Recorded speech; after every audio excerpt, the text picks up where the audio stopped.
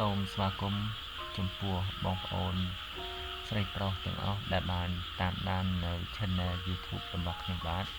ថ្ងៃនេះផងដែរ Channel យើងខ្ញុំមានចំណេះដឹងថ្មីមួយទាក់ទងទៅនឹងការថែទាំសុខភាពភ្នែកឲ្យបានល្អជាទូទៅភ្នែកគឺជាសរីរាង្គវិញ្ញាណដ៏សំខាន់មួយក្នុងការចាប់យកព័ត៌មានពីមជ្ឈដ្ឋានជុំវិញឬក៏បង្កើតបានជារូបភាពនានាដែលអាចមើលឃើញនៅក្នុងជីវភាពប្រចាំថ្ងៃដើម្បីថែរក្សាសុខភាពភ្នែកឲ្យបានល្អប្រសើរមានកត្តាជាច្រើនដូចជាទី1រៀបចំអេក្រង់កុំព្យូទ័រឬក៏ទូរស័ព្ទឲ្យមានចម្ងាយប្រហែលពី50ទៅ70សង់ទីម៉ែត្រប្រើប្រាស់វិធី20រៀងរាល់20នាទីម្ដងមើលចម្ងាយ20ម៉ែត្រចំនួន20វិនាទីម្ដងញ៉ាំអាហារដែលមានវីតាមីន A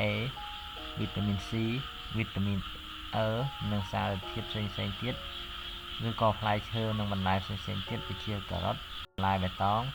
ផ្លែឈើប៉េងប៉ោះនិងសណ្តែក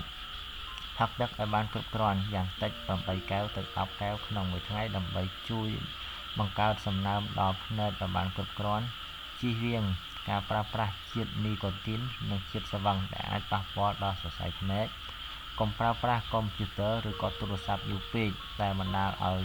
ភ្នែកមិនបានសម្រាកប្រើប្រាស់វ៉ែនតាការពារភ្នែកពេលមើលអេក្រង់ទូរស័ព្ទឬក៏ទូរទស្សន៍ឬក៏កុំព្យូទ័រដើម្បីការពារកាំរស្មីពន្លឺគេងឲ្យបានគ្រប់គ្រាន់យ៉ាងតិច6ទៅ8ម៉ោងដើម្បីឲ្យភ្នែកសម្រាកបានគ្រប់គ្រាន់ពិនិត្យភ្នែករៀងរាល់6ទៅនឹង12ខែម្ដងដោយគ្រូពេទ្យជំនាញដើម្បីឲ្យរកឲ្យឃើញនៅបញ្ហានានាឬក៏ជំងឺនានាដែលអាចកើតមានឡើងចំពោះចំណេះដឹងទាំងអស់នេះសូមបងប្អូនមេត្តាអនុវត្តឲ្យបានខ្ជាប់ខ្ជួនដើម្បីថែរក្សាភ្នែករបស់យើងឲ្យបានល្អប្រសើរប្រសិនបើបងប្អូនគិតថាវីដេអូនេះមានសារៈប្រយោជន៍សូមបងប្អូនមេត្តាជួយចុច Subscribe ដើម្បីទទួលបានចំណេះដឹងផ្សេងៗពី Channel YouTube របស់យើងខ្ញុំសូមអរគុណ